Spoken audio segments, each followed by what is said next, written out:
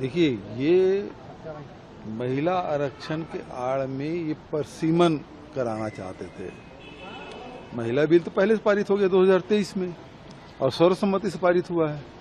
तो यदि उसे लागू करना है तो 543 जो सीट है उसमें लागू करने में तो कोई अड़चन है ही नहीं। उसे रोका किसने था? वो खड़गे साहब ने तो उसी समय कहा कि 2024 के चुनाव है तो इस बिल के आधार पर होना चाहिए। लेकिन वो परसीमन लाना चाहते थे जिससे छोटे राज्यों को भारी नुकसान होता है और इस कारण से जो इंडिया गठबंधन है उसका विरोध उन्होंने किया कि आप लागू करिए, तो पुराने बिल को लागू कर दिए, कोई दिक्कत नहीं है।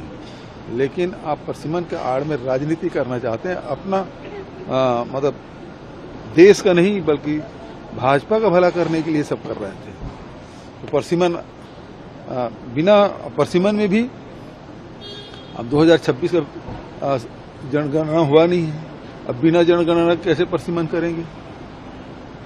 तो आप SIR करा सकते हैं 1 महीने के भीतर में, लेकिन आप जनगणना नहीं करा सकते। और इतनी हड़बड़ी क्या है? आप स्वार्थवश लाए थे इसको,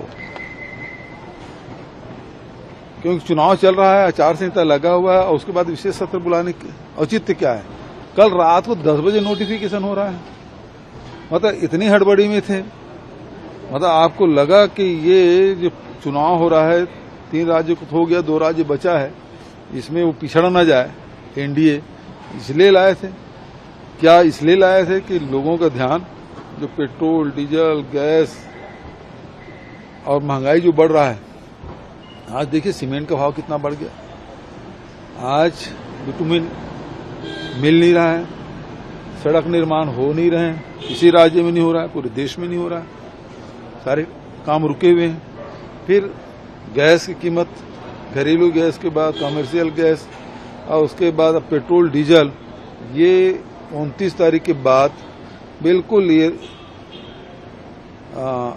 दूसरे देशों में तो बिल्कुल दुगुना हो गया है, यहाँ भी वही स्थिति होगी, सीधा रॉकेट की तरह भगेगा।